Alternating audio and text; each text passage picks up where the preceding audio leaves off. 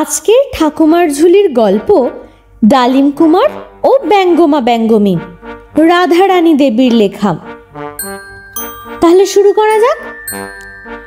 দুধের মতো সাদা ধবধবে তেজি ঘোড়া ছুটিয়ে এক তেজি জোয়ান রাজপুত্তুর মস্ত বড় এক তেপান্তরের মাঠ পার হয়ে চলেছেন।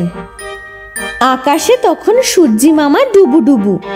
রাজপুত্তুরের দিকে তাকিয়ে ফিক ফিক করে হাসছে আর টকটকে রাঙা সিঁদুর ছড়িয়ে ছিটিয়ে দিচ্ছে শূন্যের নীল চাঁদোয়াখানায়। রাজপুত্তুরের ছোট্ট বোনটির ভারী অসুখ হয়ে অবধি বিছানায় শুয়ে শুয়ে সে হাসতে ভুলে গেছে। সোনার রঙের মুখখানি শুকনো পাতার মতো এখন কালচে। তার চোখের তারায় আর সেই ঝলমলে দুষ্টুমি নেই, মজা করার ঝকমকানি নেই। বুড়ো মানুষদের মতো ফাঁকা শূন্যি চোখের তারা দুটি। বদ্যিমশাই বলেছেন, দাবির দেশে নীল সমুদ্রের তীরে কালো হলুদ আর খয়েরি রঙের বালির বুকে দারিম বনে দারিম ফুল আর ফল হয়। সেই ফল ফুল এনে রাজকন্যাকে খাওয়ালে আর মালা পরালে রাজকন্যা আবার আগের মতো সুস্থ সহজ হাসি খুশি হয়ে যাবে। তাই তার দাদা চলেছেন ছোট্ট বোনটির জন্যে অজানা দাবির দেশে জম্বুদ্বীপে ফল আর ফুল আনতে। 13 মাস 13 দিন কেটে গেল। ঘোড়া ছুটছে তো ছুটছেই। পক্ষীরাজ ঘোড়া তো, ওদের খিদে তেষ্টা নেই।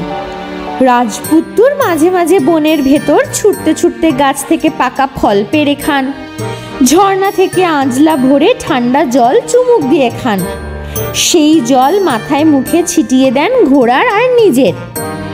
বনের বাঁদর হরিণ পাক পাখালিদের জিজ্ঞেস করেন, জম্বুদ্বীপের দাবির দেশ কোন দিকে গো, কত দূরে? বনের ময়না টিয়া হীরামণিরা বলে দেয় কাঠ বেড়ালিরা, কাঠ ঠোকরারা, বাঁদর হনুমানেরা। কিচকিচ হুপ হুপ ওই পূর্ব দিকে, যেদিক দিয়ে সূর্যি মামা ভোরবেলায় উঁকি দেন আলো ছড়িয়ে। রাজপুত্তুর 13 মাস 13 দিন ছুটে ছুটে ক্লান্ত হয়ে একদিন সন্ধেবেলায় প্রকাণ্ড এক বুড়ো বটগাছের নিচে ঘোড়া থামালেন। বটগাছ তো নয়, সে যেন একলাই একটি মহা অরণ্যী। তার মোটা মোটা ঝুড়ি নেমেছে হাজার হাজার, যেন মহারাজকে ঘিরে চারিদিকে গোল করে খাড়া আছে জওয়ান সৈনিকেরা সারির পর সারি। অস্ত্র হাতিয়ারের ঝনঝনার মতো আওয়াজ উঠেছে তাদের পাতায় পাতায়, ডালে ডালে। রাজপুত্তুর ঘোড়া থেকে লাফিয়ে নেমে বটগাছকে নমস্কার করে বললেন, আমি অতিথি, আপনার আশ্রয় আজ রাত্রিটা এখানে বিশ্রাম করতে চাই। বুড়ো বটগাছ ব্যস্ত হয়ে বলে উঠলেন, আরে এসো এসো, কি ভাগ্যি, মানুষ অতিথি পেলুম কত কাল পরে। এত দূরে এত নিরালায় মানুষজন তো এই যুগে আর কেউ আসে না, তাই অতিথি সেবার পুণ্যি এখন আর পাই না। ওরে তোরা বাতাস কর সবাই অতিথিকে, ফল জল খেতে দে। কোলাহল পড়ে গেল বুড়ো বটগাছ তলায়। গভীর রাত্রিরে রাজপুত্তুরের ঘুম ভেঙে গেল মানুষের গলার আওয়াজে। গাছ কথা কয় গাছেদের ভাষায়, পাখি কথা কয় পাখিদের ভাষায়, বাঁদর হরিণ শিয়াল শুয়োর কথা কয় পশুদের ভাষায়। রাজপুত্তুর সব্বাইকার সব রকম ভাষাই জানেন, নইলে আর রাজপুত্তুর কিসের? শুধু রাজপোশাক রাজমুকুট মুক্তোর মালা জরির পাগড়ি আর রথ হাতি ঘোড়া থাকলেই তো যথার্থ রাজপুত্তুর হওয়া যায় না। ওরকম রাজপুত্তুর যাত্রার মেলাতেও দেখা যায় কত। সত্যিকার রাজপুত্তুর যে, সে তার রাজ্যে যারা বাস করে তাদের সব্বাইকার ভাষা জানে, সকলকার সুখ দুঃখ কি তা বুঝতে ভুল করে না। তা সে হাতি ঘোড়া বাঘ সিংহ পিঁপড়ে পোকা মশা মাছি গাছপালা নদী নালা যাই হোক না কেন। রাজপুত্তুর শুনতে পেলেন বটগাছের চূড়োর কোটরের ভেতর থেকে মানুষের ভাষায় কি যেন বলছে। আরে দাবির দেশ তো এই সামনের পাহাড়টার ওই পিঠেই, অথই নীল সমুদ্রের ধারে।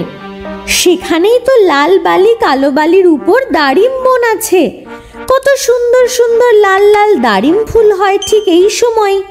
ফলও ধরে ওই গাছগুলোয় 12 মাসই। রাজপুত্তুর যদি পক্ষীরাজের ডানাজোড়া খুলে নিয়ে মেঘছোঁয়া পাহাড়টা চট করে উড়ে পার হয়ে যেতে পারে, তাহলে সমুদ্রের ধারে লাল টুকটুকে ফুলে আলো করা দাড়িম বন আকাশ থেকেই দেখতে পাওয়া যাবে। ঘোড়া সেখানে নেমে পেট ভরে দাড়িম ফল, দাড়িম দানা খেতে পারবে। একটি মেয়ের গলা শোনা গেল, কিন্তু রাজপুত্তুর ছোট বোনটির জন্য কি করে দাড়িম ফল আর ফুল নিয়ে যাবে বলো তো? গাছ তো ভীষণ কাঁটায় ভরা, আর বন ঘিরে আছে চেরাজীব দুমুখ বিষ সাপ। ভারী পুরুষ গলায় শোনা গেল, তার জন্যে নিতে হয় এই বুড়ো বটের গায়ের বাকলের থলি। বাকল খুলে থলি বানানো একটুও শক্ত নয়। আর বট গাছ তলায় পড়ে আছে যে আমাদের ঠোকরানো বটফল, সেই ফল ভর্তি করে নিয়ে গিয়ে সাপেদের গায়ে ছড়িয়ে দিলে সব সাপ মরে যাবে। তখন ফুল আর ফল সেই থলিতেই ভর্তি করে আনা যাবে। রাজপুত্তুর চাঁদের আলোয় ওপর দিকে তাকিয়ে দেখলেন বটগাছের কোটরে মস্ত বড় বড় দুটো পাখি ওই সব কথা বলছে। বুঝতে পারলেন ওরাই হচ্ছে ব্যঙ্গমা ব্যঙ্গমী, যারা মানুষের 3 কালের কথা জানে, মানুষের মনের কথা বুঝতে পারে, আর পাখি হলেও যাদের ভাষা ঠিক মানুষেরই মতো। ভোর হতে না হতেই রাজপুত্তুর ঘোড়ার পিঠে ডানা দুখানা খুলে খাড়া করে দিলেন। তারপর বুড়ো বটকে পেন্নাম করে, ব্যঙ্গমা ব্যঙ্গমীকে পেন্নাম করে ঘোড়ার পিঠে চড়লেন। চিহি করে জোর আওয়াজ তুলে ঘোড়া এবার আকাশে উঠল, পেটের তলায় 4 পা গুটিয়ে নিয়ে। তারপর আর কি, তিনি দাড়িম বনে পৌঁছে বটবাকলের থলি থেকে পাখি ঠোকরানো শুকনো বটফলগুলো নিচে ছড়িয়ে ছড়িয়ে ফেলতে ফেলতে দাড়িম বনে নেমে এলেন। সমস্ত দুমুখ সাপগুলো তখন চেরাজীব লকলকিয়ে নেতিয়ে মরে পড়ে আছে। রাজপুত্তুর থলে ভর্তি করে ফল আর ফুল পেড়ে নিয়ে আবার ঘোড়ার পিঠে চাপলেন। এবার আর পক্ষীরাজের ডানা বন্ধ রাখলেন না, আকাশ বেয়ে হু হু করে উড়ে নিজের রাজ্যে এসে নামলেন। বাড়ি ফিরে এলেন 18 মাস বাদে, মানে ঠিক 1.5 বছর পর।